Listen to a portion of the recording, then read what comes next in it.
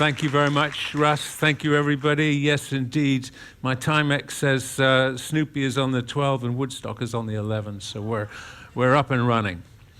And thanks to Hugh, who clearly, I believe, shares my enthusiasm for Uruguay, but he's told you all about the socioeconomics, the politics, which over the years have been quite complex, but now I think have settled down into a small and increasingly prosperous country, of which I am extremely fond.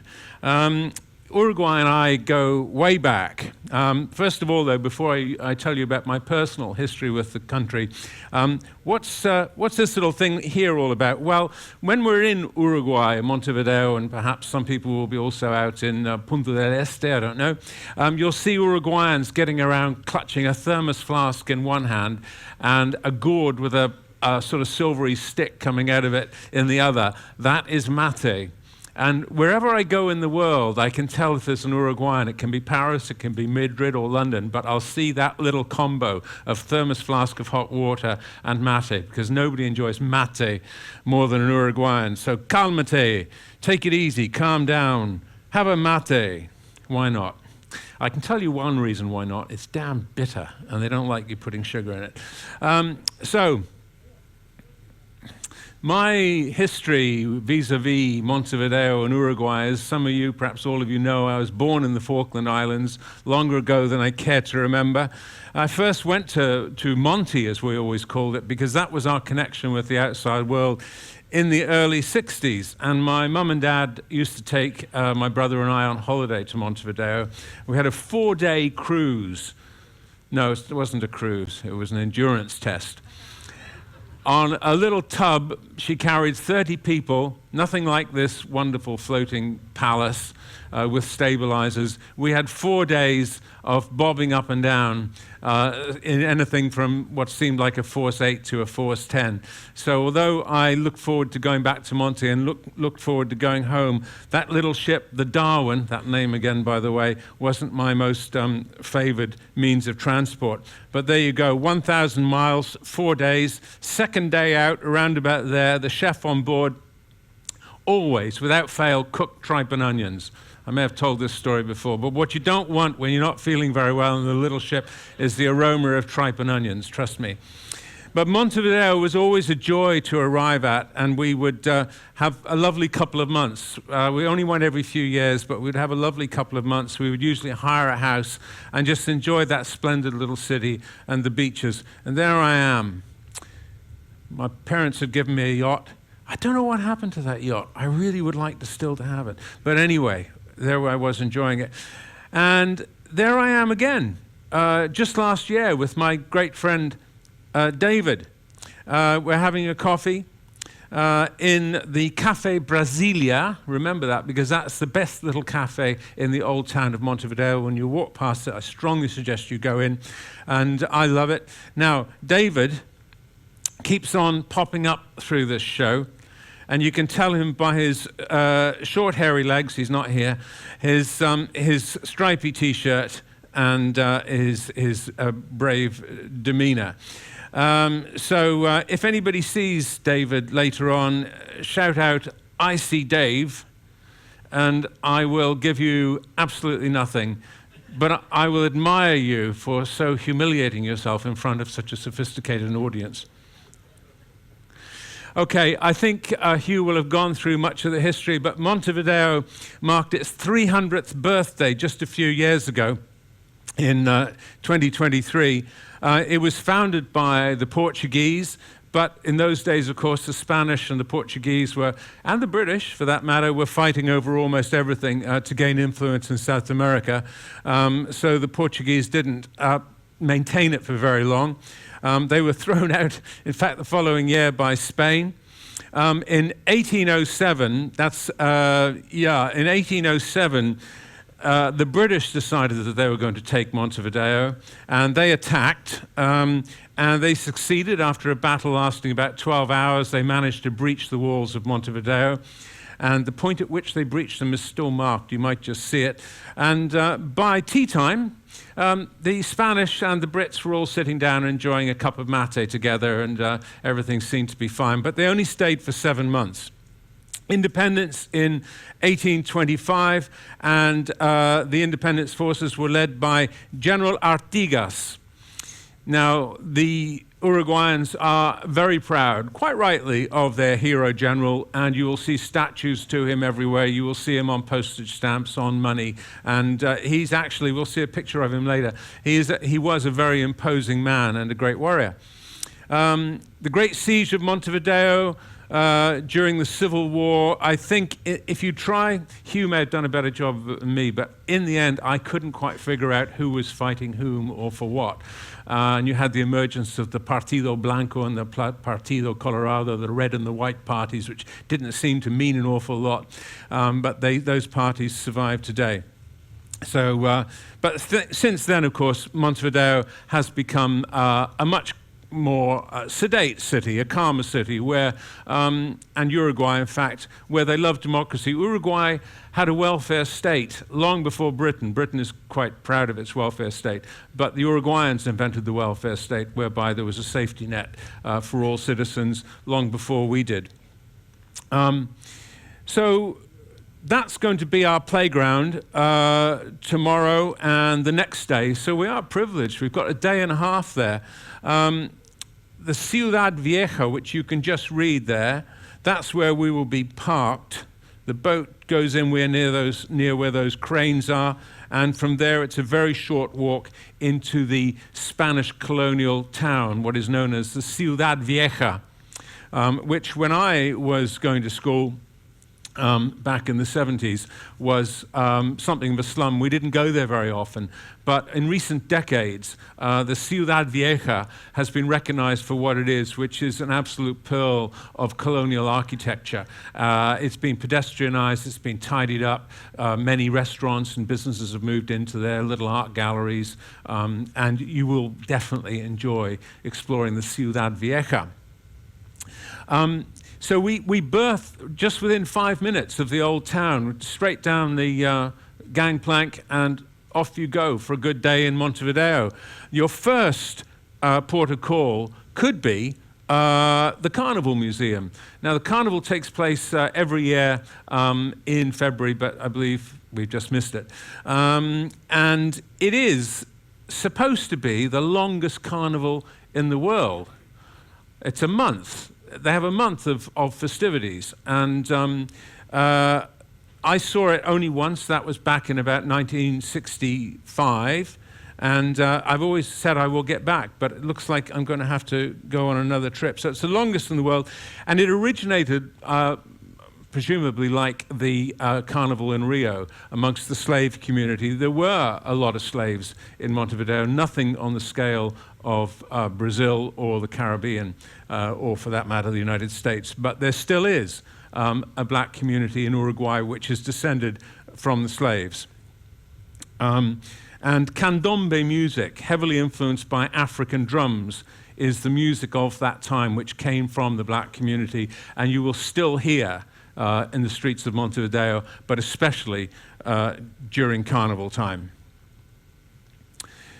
So my advice tomorrow is to clamber down that gangplank. We don't have to mess around with any tenders, thank goodness, and just head for the Ciudad Vieja. That's the Café Brasilero I was going on about. Oh, look who's over there. Oh, it's that man Dave again. But the streets, as you can see, are relatively narrow, but most of them in the old city are pedestrianized. There are a few that still have vehicles running around them, and you will see some quite elderly vehicles, nothing like when I was there in the 70s when people were still driving Ford Model Ts and Model As from the 20s and 30s quite normally. Now, anybody who has been to Montevideo, perhaps even heard of Montevideo, knows about the Mercado del Puerto. This is all about the Uruguayan national dish, which is beef. Sometimes lamb, but usually beef. And those who like beef say it's some of the best in the world. Uruguay is a massive producer of beef. The Mercado del Puerto was originally the aduana, the customs building for the port of Montevideo, it closed down some 20 or 30 years ago, or was moved, and it became this amazing collection of barbecue restaurants. We would call them there in Montevideo parrilladas. So you don't have to ask where the parrilladas are when you come off the ship. You simply have to follow the aroma of roasting meat. And of course, this really comes from the gaucho culture, which is still very much alive in Uruguay. I'm not saying you're going to see gauchos walking around the streets of Montevideo, because you're not, except once a year when they have the massive gaucho festival in the barrio known as the Prado. And that's when all the gauchos come in from all over Uruguay to show their skills in the rodeos, and the farmers come in to show their very finest cattle, sheep, and so on. And of course, to get together and have a few beers. So well worth eating if you're a meat eater. If you're not, look out for alfajores. Now, I know you find alfajores in Argentina as well, but for my money, and I'm not kidding you, the best ones are in Uruguay. So try an alfajor. Take some home. They're usually a sort of crunchy pastry rather than a sort of spongy pastry, and they're filled with dulce de leche and sprinkled with icing sugar. Dulce de leche, you can't escape it in Montevideo. When I lived there, we would have little bowls of it for dessert, and it is caramelized milk. You can make it at home if you want, but the real thing to do is buy your dulce de leche in Montevideo. Very near the meat market, or the parrilladas of the Mercado del Puerto, is the Mercado de los Artesanos. Now, this is a cooperative, and just ask for it if you can't find it. But it has beautifully handmade items, and I would tentatively suggest that these mates made of carved gourds are rather nice things to take home. But you will find silverware, you will find also some very good handmade ceramics. Now, Plaza Matriz, which I know Hugh mentioned, Plaza Matriz is the center of old Uruguay. It was where the first town hall, the first legislative assembly was, and also the first national law court. So this is an historic site for Uruguay, this plaza, Plaza Matriz. It's a lovely little shady plaza. Probably 5 to 10 minutes walk inland from the areas I've just been discussing. Oh, Dave again, can't get rid of that man. But around the edges of the plaza, you will find these market stalls selling all sorts of collectibles. Nadia, my wife, probably doesn't know why, but last time I was there, I actually bought a Montevideo number plate. Can't find anywhere to put it. But that's what happens when you go traveling. But it's a fascinating little market just to go around. And you will find as well on sale memorabilia from the Battle of the River Plate. I'm just curious, how many people know of, maybe some people even, no, you won't remember it, but know of the Battle of the River Plate, in which Germany's battleship, the Graf Spee, was sunk. Okay, a reasonable number of people are aware of it, because that is the big story. When it comes to history, that is really Uruguay's big claim to history, certainly wartime history. It was a massively important battle, but we will touch on it in a bit. The other story, the international story, if you like, grabbed the world's attention, was the crash in the Andes in 1972, when a rugby team, young guys between 19 and 25 mostly, but a few other people who were on the aircraft, crashed in the Andes. Now, everybody knows this story with good reason, because it's just been made into yet another very successful film. It's been filmed 3 times that I know of. But the reason I'm telling you about it here is because there is a good museum dedicated to the story of the Andes air crash of 1972. It's fairly close to my heart, because I was living in Montevideo in 1972. I was going to school there. And the kids in this rugby team that crashed were from the Christian Brothers School, which was only about a kilometre or two along the road from us, and our sport was rugby, their sport was rugby, and we would clash on the rugby pitch frequently. Our team would also travel to Chile and to Argentina by air. It all, of course, went horribly wrong for our friends in sport, the Christian Brothers team. And so the story it does feel quite close to me. And some of the young men who actually died in that crash had siblings in our school. So I remember that it was quite a traumatic event, but fortunately 16 young men did survive, and it was an amazing story. As I said, the Battle of the River Plate, people perhaps who are a little older associate this battle, this event, with Uruguay more than any other. And I will just touch on the narrative briefly. This is the Graf Spee. She was a fearsome ship, the pride really of the German Navy. And when war was about to break out in September 1939, Graf Spee was sent to the South Atlantic Ocean, where her task would be to sink British or other merchant ships that were trading with Britain out of the River Plate, and perhaps from around the Cape of Good Hope into the Indian Ocean as well.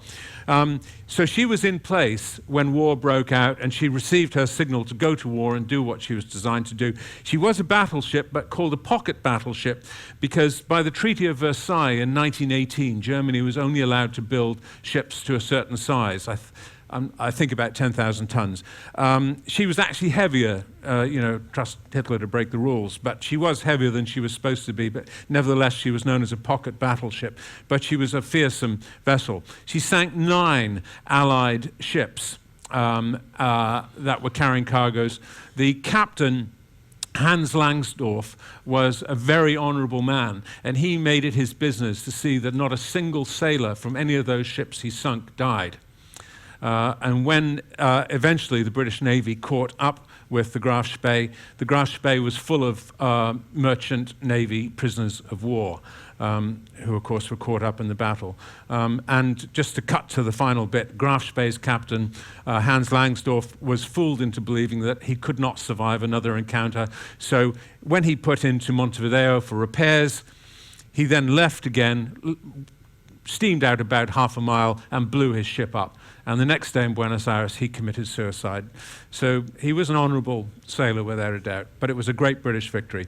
Now this over here, you'll see this just after we leave the ship and head for the old city. That's got some significance for me. That's the ship's rangefinder. At the time, in 1939, it was a very advanced piece of equipment and enabled these big 11-inch guns to home in on their target very well. But my brother is a nautical archaeologist, and a number of years ago, he worked with a team who managed to raise this and a few other pieces from the wreck of the Graf Spee. So that's now on show. And you might know my brother because he's also been involved. He was leading the expedition, one of the co-leaders of the expedition, to find Shackleton's Endurance, which made for a good book. So the Cabildo Museum, that's, as I say there, where Uruguay became a country. That was the first town hall. That was the first law court. That was the first legislative assembly. It's well worth a visit. It's in the Plaza Matriz, where I showed you those antique stalls, sometimes known as Plaza Constitución. And they've made it now into a museum which really celebrates the history of Uruguay and its proud independence. Artigas, I mentioned earlier on, he was the great independence fighter, and there's a lovely statue to him there. Some of the weapons from the battle for independence. Montevideo Cathedral, on the other side of the Plaza Matriz. And it really emphasizes the importance of Catholicism in Uruguay. Catholicism is extraordinarily important. And it's a beautiful cathedral, dates back to 1790. And what I found interesting, though, was this fountain in the middle of the Plaza Matriz, which was paid for by Uruguayan Freemasons. Now, the Freemasons and the Catholic Church don't have a particularly happy history, as far as I know. And if you look at the figurines, the carvings around this statue, you will see that the very ugliest features and the satanic features are looking straight at the church. So it's worth having a look at that rather devious little monument there. Uruguayan wines, this is a good chance to try them. The Tanat grape, which isn't grown in very many places but was originally imported from France, reigns here. So all British, all Uruguayan wines, or the vast majority, are made with the Tanat grape. And I think we have a chance to visit a winery over the next couple of days. I would urge you to take that visit if you can, because I think Uruguayan wine is not known and not much of it is exported, but it's pretty good stuff, so enjoy that. And you can just buy it in the shops as well, even in the old town. Uruguayans and art, that's where my time in Uruguay back in the 70s really educated me about art, and it's been a major part of my life since. And they have a terrific approach to modern art in particular, but they also have an important national gallery, and I'll show you a little bit more about that later, where they have work which is of an international standard and was hugely respected in the 19th and 20th century internationally, so we'll go to that later. But just keep an eye out for the art which is sprinkled through the center, particularly of the old town. Now just to recap, that is the Ciudad Vieja, the old town. That's where we moor, up there. And you can see it's no further than the length of the ship to find your way to the Mercado del Puerto, where you can get that steak lunch, or the Mercado de los Artesanos, where you can buy ceramics or whatever. The Museo de los Andes, 1972. The 1972 air crash is just about 4 blocks away. Everything is really, and there's the important Plaza Matriz. So everything is really within half an hour's walk. You can get back here in time for tea, have your cup of tea with some of those lovely cakes, and get back out into Montevideo again. So leaving the old town was actually once walled. It had fortifications around it, which we British managed to destroy. Very nice. And you will find yourself in somewhat more modern Montevideo, specifically really in the Plaza Independencia.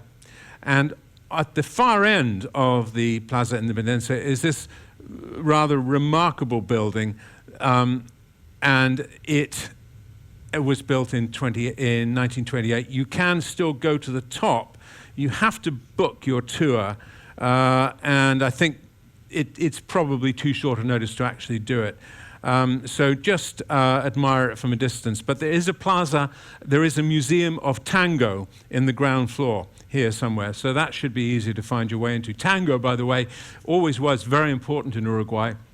Carlos Gardel, the great tango hero, who the Argentines like to claim is theirs, some say was born, and he certainly spent some of his early life in Uruguay. So Carlos Gardel, tango, that's a tradition which is shared with the Argentines. There's a lovely statue to José Gervasio Artigas, the national hero. 2 blocks away, we're now into the main city itself on Convención Street, is a rather remarkable cafe and restaurant called the Oro del Rin. When I used to go there in the 60s with my mum and dad, it was always a treat to go here because it was very much a German cafe which you might find in the Black Forest area. If you go in there now, it's a little bit showing its faded glory, but you still will see a picture of the Graf Spee battleship and the Hindenburg Zeppelin flying over Montevideo on one of the walls. So its German heritage is still preserved, and it's a great place for a cup of tea and a dulce de leche cake. Still on Plaza Independencia, this is the Uruguayan National Theatre, the Solis. And it's actually a beautiful theatre. takes about 1,500 people. There is a Montevideo Philharmonic. There is also a Montevideo ballet, and they, perhaps more often than not, though, house visiting companies with dance or with music. And I didn't realize until I did a little bit of research that it was one of the first buildings in Montevideo, in newer Montevideo, built in 1856, with money from people who by that time were starting to get very rich on the farming business, on beef farming in particular. So Teatro Solis, you can go into the foyer. Who knows, there might be a good production on tomorrow night that you can even get tickets for. If so, I'd recommend it. It's a lovely, lovely theatre. The Museum of Fine Art. Now I'm going to suggest that we actually venture further away from the old town and from the dock. And let's see what Snoopy and Woodstock are saying. Yeah, we're doing okay. To the north of Montevideo, and about a 20 to 25 minute taxi drive, is this area here, and you will find in the Prado. The Prado was where in the late 19th and early 20th century, the richer people of Montevideo would have what they called their quintas, which were small farms or orchards, and their large villas.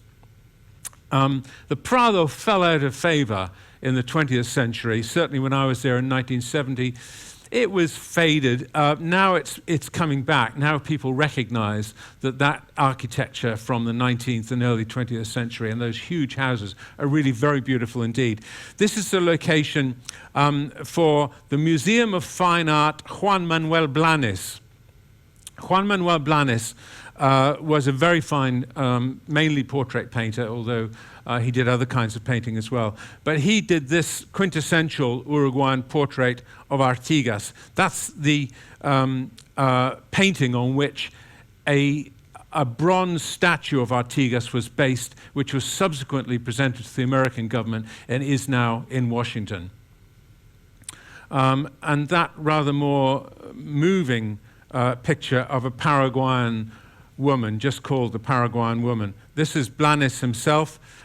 He spent time in Italy, where he learned his trade and where eventually in 1901 he passed away. But you will find much of his work at the Museum of Fine Art, along with many, many other Uruguayan artists. So as I say, we're moving away from the old center of Stanley. The Prado is to the north. If you go to the south, you'll find the shore of the Rio de la Plata. And a short taxi ride, probably no more than about 15 minutes, will take you to Pocitos. And this is a barrio of high-rise apartments, together with some villas that have somehow managed to survive. But Pocitos, over about the last 80 years, has been developed significantly. And it is home, the barrio, the whole area, is home to many of Montevideo's quite large Jewish community, about 60,000 in that community. And they began coming to Uruguay as far back as the days of the Spanish Inquisition, but certainly in the 20th century. Many came to Uruguay for reasons that we all know about too well. And there is a Holocaust memorial just probably about a mile along from this point here, going into the barrio known as Punta Carretas. And it's a fairly remarkable memorial, in fact, 120 meters long. So if that interests you, you should perhaps stay in the taxi just a bit longer and go to Punta Carretas. Right, now this is my old stomping ground. I was a very fortunate little boy in 1969. I went off to school in Montevideo from the Falklands, and I attended the British school. Not surprisingly, perhaps, because my mum had gone there in the 1940s. And we lived in this beautiful suburb called Carrasco. And for me, then and still, the architecture that always amazed me is what I call Belle Epoque architecture from France, such as this house here, which is still standing on the seafront. And this one here as well, that's where I lived. That was my house. In fact, if you can see the little laser pointer, that was my bedroom at the top. That's where I lived, in that rather beautiful old house. And Nadia was saying, it's a beautiful house. And I said, yes, it was on the outside. It wasn't that great inside when you had about 25 children running around. But that's typical of the early architecture of Carrasco. It was rich then, and it's rich now. But it's well worth having a look. This building is only about, when we lived there, still is only about 10 minutes walk away from there. And that is the Casino Carrasco. It was moldering away. It was neglected in the 70s. But about 20 years ago, it was bought by an international hotel group, Sofitel. And it's now the Carrasco Casino Sofitel. And it is a gorgeous place. It's really a very fine hotel now indeed. But I think you could say that that wouldn't look out of place in Monte Carlo. And so, as I said up there, it is Belle Epoque architecture meeting modern architecture, and there is the modern bit. Uruguay had a very, very fine architect called Rafael Vinoli until recently. He built in New York, he built what we call the Walkie-Talkie building in London, very widely respected architect indeed. And when it came time to build new airport at Carrasco, he made this rather, I think it's one of the most beautiful airports I've seen. Quite small, but there's room for expansion. And I think the way Uruguay is going, Uruguay will need an expanded airport before too very long. So just to get to Carrasco, you could take a bus actually from the port area. I used to travel on the 108, the 104, and the 105. Don't expect you to remember them. And they were pretty rattly and a bit unpleasant in those days, so probably take a taxi. But a taxi will take you about half an hour, 40 minutes to get to Carrasco. And best ice cream in the world is an ice cream shop called Las Delicias, owned by Spaniards. And they used to come down to Uruguay for the southern summer and sell their ice cream. Then they'd go back to Spain to sell their ice creams in the northern summer. Pretty good business model, I would say.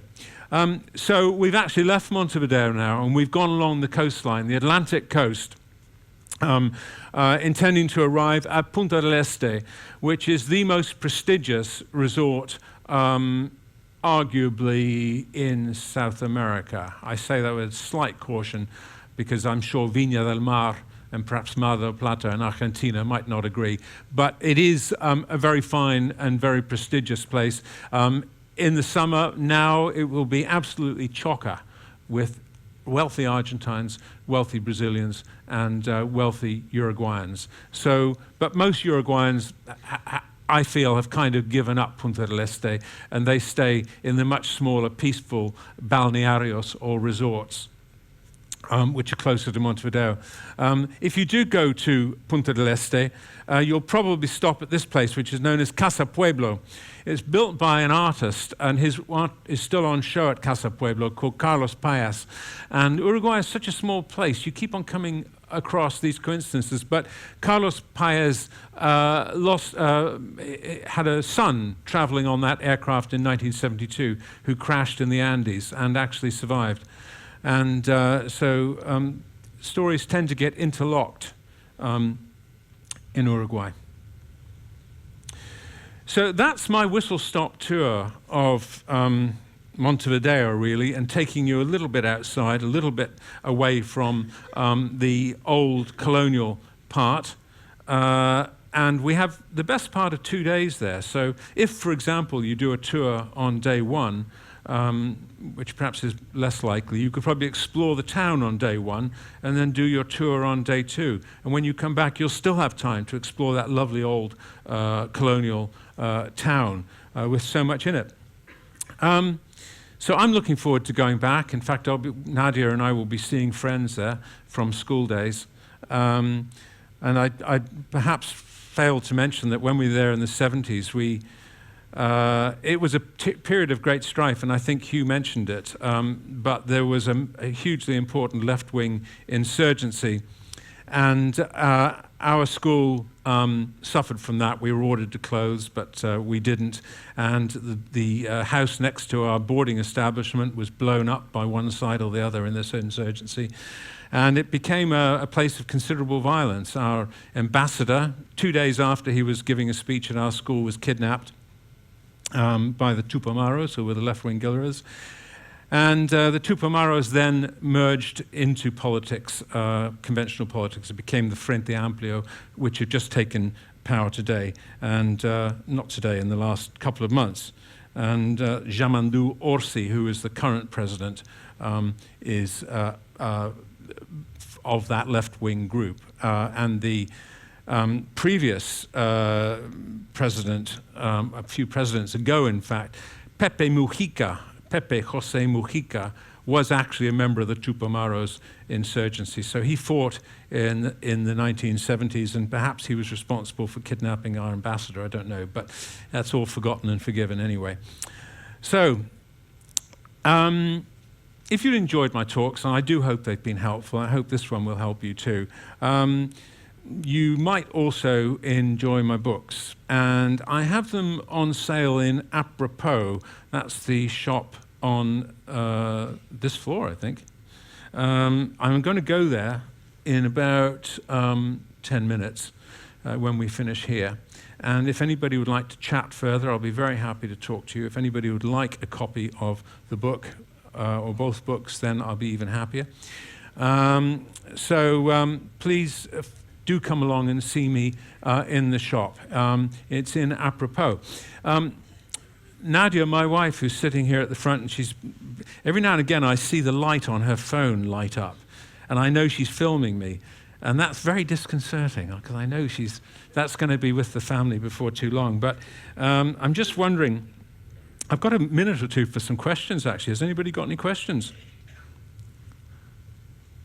about any aspect of spending a little bit of time? Gentleman down here.